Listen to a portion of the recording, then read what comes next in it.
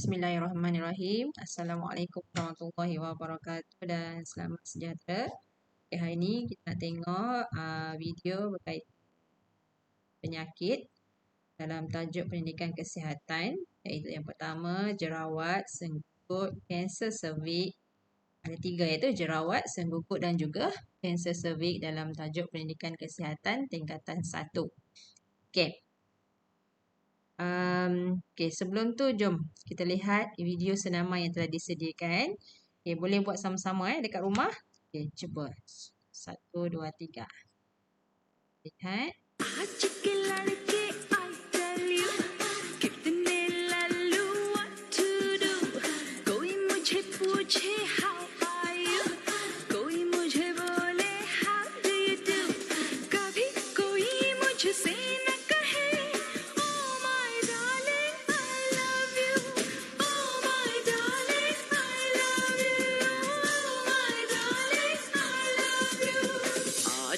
लड़की I tell you नखरे वाली सुन ले तू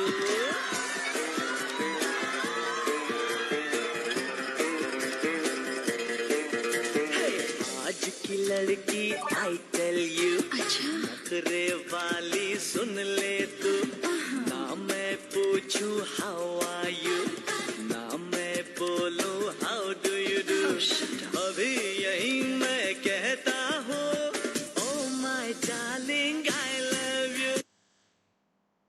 Okey, boleh? Okey, ada yang nak mula, ada yang nak buat balik? Kita tengok Okey, cuba lagi sekali lagi.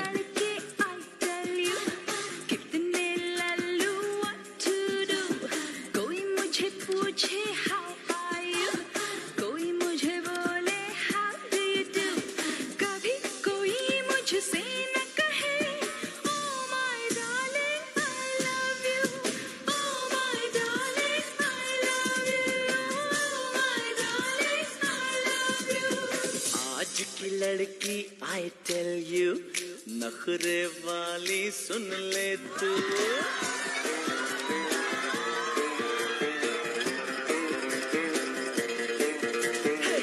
आज की लड़की I tell you नखरे वाली सुन ले तू ना मैं पूछूं how are you ना मैं बोलूं how do you do अभी यही मैं कहता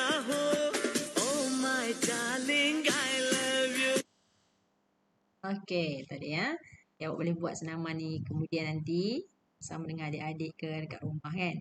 Okey, kita tengok pertama ialah tentang jerawat Kita tengok apa itu jerawat. Okey.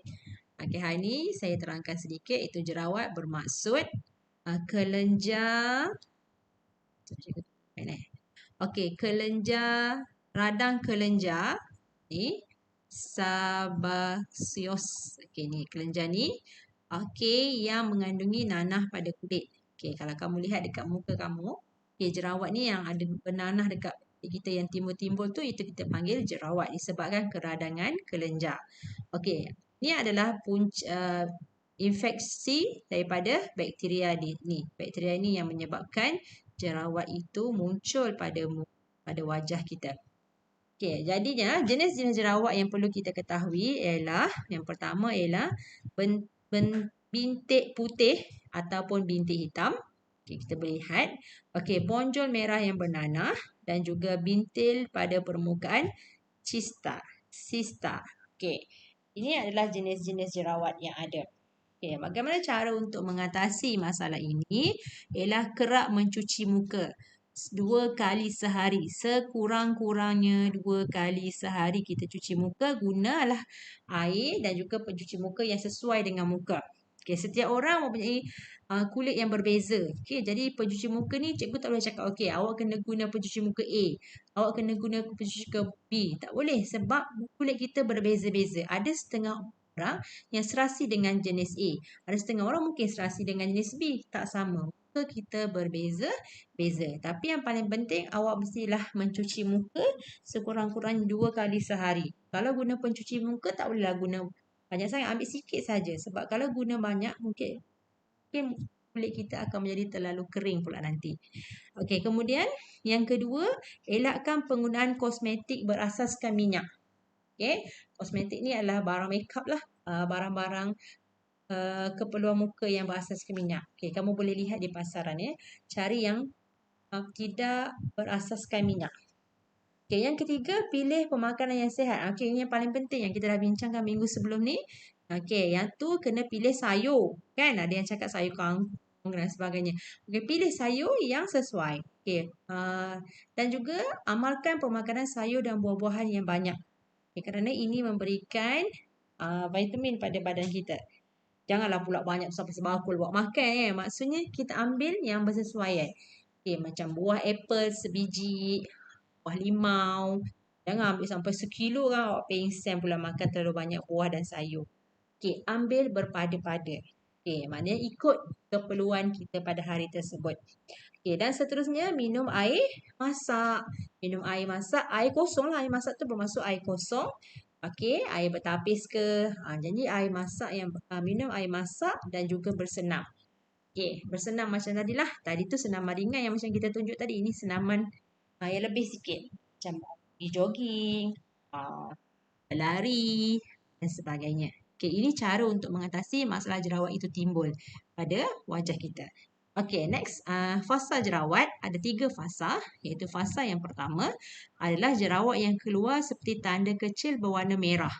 Awak tengok ni dekat muka ni ada tanda kecil berwarna merah. Ini kita panggil jerawat. Okey, bintik hitam atau putih akan keluar di sekitar hidung.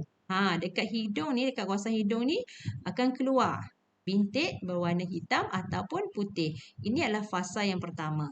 Okay, kemudian kalau dia berlarutan lagi, dia akan terus ke fasa yang kedua iaitu jerawat semakin tumbuh dan membesar. Okay, ini kita tengok ni kan gelap tak nampak sangat. Yang kedua ni kita nampak dia dah makin menyerlah. Warna merahnya semakin naik, semakin nampak. Okay, ini adalah fasa yang kedua. Dan fasa yang ketiga ialah muncul gumpalan atau nodul yang mengandungi nanah. Nanah yang kita takut ni. Nanah, sel kulit mati dan infeksi bakteria. Okay, tengok kulit dia ada nanah. Nampak yang besar ni? Ni adalah nanah. Sakit kan kalau ada? Okay, nanah macam dia dalamnya ada timbul dan besar. Kalau kita picit akan rasa sakit. Okay, sel kulit akan mati dan juga infeksi bakteria. Okay, bila nanah ni nanti kita risau ada bakteria dekat dalamnya. Okay, akan masuk terus ke dalam badan kita. Jadi ini adalah fasa yang ketiga, fasa yang teruk lah. Maksudnya fasa yang ketiga ni yang kita kena cepat-cepat lah. Cepat-cepat pergi berubat lah. Okay, kena letak krim ke, pergi klinik ke dan sebagainya. Okay, sepatutnya daripada fasa 1 lagi kita cuba atasi masalah ni. Tapi kalau kamu biarkan dia berlarutan, dia akan sampai ke fasa yang ketiga. Okay, jelas ya? Okay. Seterusnya kita pergi kepada penyakit yang kedua iaitu senggugut. Okey, senggugut, bila kita sebut tentang senggugut, ini berkaitan dengan perempuan lah biasanya. Girl. Girl. Perempuan kan biasanya ada lelaki tak ada senggugut, betul? Okey, ada ke? Tak ada kan? Jadi ini adalah satu anugerah Allah kepada perempuan. Okey, apa itu senggugut? Okey, senggugut ni biasanya dialami oleh perempuan yang meningkat remaja. Okey, jadi kesakitan di bahagian bawah perut semasa didatangi darah haid. Jadi dia akan rasa sakit. Itu maksud senggugut. Okey, keluarnya darah haid pada waktu ini. Dan senggugut ini ada 2 kategori iaitu senggugut primer iaitu pengucupan dinding rahim yang kuat. Okey. Dan juga yang sekunder iaitu patologi di pelvic dan juga rahim. Ini adalah senggugut. Senggugut ni kalau bahasa kita dia akan rasa sakit perut, sakit bahagian pinggang, sakit bahagian bawah badan ni. Okay, dekat bawah bahagian perut, bahagian bawah. Okay, dekat situ akan rasa sakit. Kalau nak tahu macam mana, kalau orang tak pernah mengalami, dia macam ala-ala macam sakit perut lah. Lebih kurang macam tu. Sama ada makin kuat sakit itu ataupun biasa-biasa. Senggugut ni tak semua orang ada rasa senggugut. Ada yang rasa sakit senggugut yang kuat, ada yang sedikit dan ada yang tak rasa langsung. Gantung pada seseorang. Okay, tapi kalau awak rasa bila awak dah kemudian masa awak period tu, haid tu rasa sakit, itu adalah simptom-simptom senggugut. Ada juga yang senggugut ni berlaku pada akhir-akhir akhir-akhir haid tersebut. Maksudnya masuk hari pertama tak sakit lagi, hari kedua tak sakit, mungkin hari yang kelima baru sakit. Ada yang sebelum ada ataupun yang selepas period dia akan rasa sakit. Okey. Okey. Puncanya adalah proses pengucupan dinding rahim tadi yang saya cakap tadi. Okey, dan juga mengeluarkan darah yang bercampur dengan tisu dan juga selaput endometrium. Itu sebab dia jadi sakit. Sebab dia nak keluarkan tisu tu yang banyak, tisu dan selaput itu nak keluar sekali dengan darah haid. Jadi dia akan rasa sakit semasa tempoh kehadiran haid tersebut. Okey. Kita lihat juga apa langkah mengatasi senggugut ini. Okey, ada 7 langkah untuk mengatasi senggugut ini. Okey, saya nyatakan di sini 5 sahaja. Okey, nanti lagi 2 kita akan bincangkan. Okey, yang pertama ialah langkah-langkah kita mengatasi masalah ini supaya tidak berlarutan atau berkurang atau kita nak kurangkan rasa senggugut. Pertama, elakkan pengambilan diet yang tinggi lemak, lemak tidak tepung. Okey, jangan ambil. Okey. Kemudian ambil vitamin tertentu. Okey, vitamin yang sesuai dengan badan. Okey. Ambil vitamin yang tertentu. Okey, amalkan senaman. Tengok apa-apa pun mesti senaman. Okey, amalkan senaman. Okey, elakkan. Janganlah elakkan pada waktu senggugut ni ambil makanan pengambilan yang berkafein, coklat, teh dan berkarbonat. Okey, air gas tu jangan ambil, coklat pun jangan ambil, air teh pun jangan minum lah untuk mengelakkan sakit itu berlarutan. Okey, kemudian kita elak minuman beralkohol. Ini untuk murid Islam tak boleh. Kalau yang bukan Islam mungkin dia ada ambil makanan yang beralkohol itu, elakkan pada waktu ini. Okey, seterusnya apa lagi? Apa lagi yang perlu kita buat dekat sini? Elakkan pengambilan minuman beralkohol dah kita bincangkan. Elakkan mengambil minuman berkafein, coklat, teh dan karbonat. Amalkan senaman harian. Okey. Jadi, kita pada waktu ini lebihkan pengambilan karbohidrat yang mengandungi serat yang tinggi. Okey, jadi kita ambillah karbohidrat yang ada serat yang tinggi. Karbohidrat.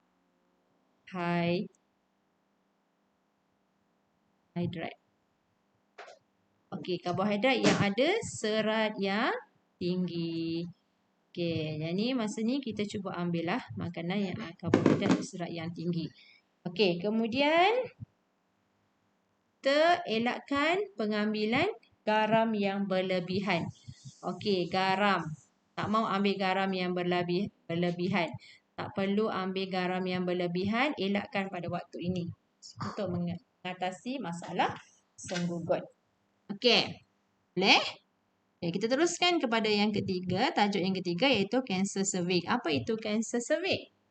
Okey, kanser cervix, kanser iaitu pangkal rahim ialah saluran yang menyambungkan bahagian faraj dan juga rahim. Okey, ini kawasan dia. Okay, apabila kanser cervix berlaku, terdapat kelainan sel. Okay, kelainan sel di pangkal rahim yang menunjukkan penyakit kanser rahim.